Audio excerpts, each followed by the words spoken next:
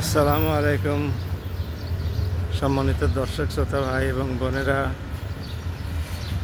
আপনাদেরকে ঈদের পরে আজকে শনিবার আবার ঈদের শুভেচ্ছা জানিয়ে আমার এই ছোট্ট ভিডিওটি শুরু করছি। আমি এখন মিরপুর ডিওএইচএসের শপিং কমপ্লেক্স থেকে সামান্য দূরে আমার বাসায় যাচ্ছি। 4 মিনিটের রাস্তা। এই সময় আপনাদের সামনে ভিডিওতে আসলাম, দু একটি কথা বলে শেষ করে দেব। ঢাকা শহর ফাঁকা, দেখুন ক্যান্টনমেন্টের সামনে থেকে রাস্তা এরকম ফাঁকা, সামান্য কয়েকটা গাড়ি চলছে, পুরো রাস্তা ফাঁকা। তার মানে ঢাকা শহর ঈদের দীর্ঘ ছুটি পেয়ে একেবারে ফাঁকাই হয়ে গেছে। সবাই ঈদ করতে দেশে গেছেন।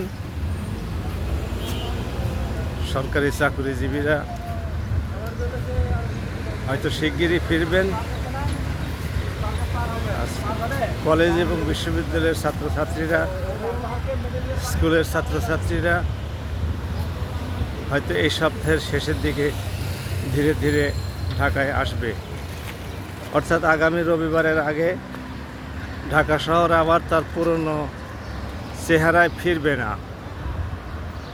যাই হোক, সবারই ঈদ ভালোভাবে কেটেছে আশা করি আমরা। বৃষ্টি বদলাও ছিল না, আলহামদুলিল্লাহ। রোদ বৃষ্টির একমাত্র মালিক আল্লাহ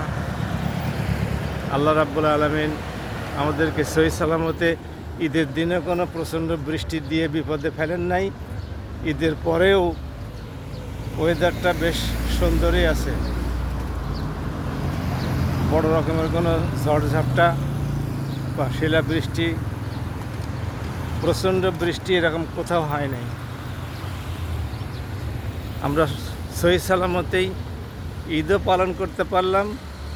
ঈদের পরে আমাদের যে সমস্ত ভাই বোনেরা ঢাকা ছেড়ে বা বড় বড় শহর ছেড়ে নিজেদের গ্রামে গেছেন, তারাও সহি সালামতে আত্মীয় স্বজন, পাড়া প্রতিবেশী, বন্ধুবান্ধব সবার সাথে মিলেমিশে ঈদের আনন্দ ভোগ করছেন। সেই সাথে আমাদের একটি দুঃখ আছে, সেটা হলো লেবানন, গাজা এই দুইটি রাষ্ট্র এবং অঞ্চলে ঈদের আনন্দ নাই। গাজার ভাই বোনদেরকে ঈদের আনন্দ থেকে একটি কুফরি শক্তি, দুইটি কুফরি শক্তি বঞ্চিত করেছে। গত 23 সাল থেকে যুদ্ধ চলার কারণে 24 সালের, 25 সালের এবং যুদ্ধ শেষ হওয়ার পরেও 26 সালের ঈদের আনন্দ থেকেও তারা বঞ্চিত। ঈদের দিনও তাদের উপরে বোমা হামলা হয়েছে কোনো কারণ ছাড়া। যুদ্ধবিরতি চলছে, কিন্তু গাজার সাথে সেই কাফির রাষ্ট্রটির। অথচ মুসলিম বিশ্বে আমরা ঈদ উদযাপন করছি, তারা এক টুকরা খাবারের জন্যে, এক টুকরা রুটির জন্যে, এক টুকরা মাংসের জন্যে তাকিয়ে আছে। আমাদের বাংলাদেশ সরকার কি কয়েক শত গরু কুরবানি করে গাজার উদ্দেশ্যে পাঠানোর উদ্যোগ নিতে পারে না? মিশরের মাধ্যমে রাফা সীমান্ত এলাকা যদিও বন্ধ, তারপরে Sumud flotilla, freedom flotilla, Sumud freedom ফ্লোটিলার মাধ্যমে তো বিশ্বের বিভিন্ন অমুসলিম দেশের লোকজনও তাদের কাছে ত্রাণ সামগ্রী পাঠাচ্ছে। বাংলাদেশ সরকার কুয়েতে কম বেশি 200 টনের উপরে খাদ্য সামগ্রী এবং অন্যান্য সামগ্রী, সাহায্য সামগ্রী পাঠিয়েছে। তো সেরকমভাবে গাজার দুস্থ মানুষের জন্য পানি, খাবার, মাংস এগুলো পাঠাতে পারে না? জানি না বাংলাদেশ সরকারের মাথায় এটা আছে কি না। যদি না থেকে থাকে এখনও, বাংলাদেশ সরকারকে আমরা অনুরোধ করব যেভাবে পাঠানো যায় সেভাবে পাঠানোর উদ্যোগ গ্রহণ করার জন্যে। আমরা বাংলাদেশ সরকারের সাথে আছি।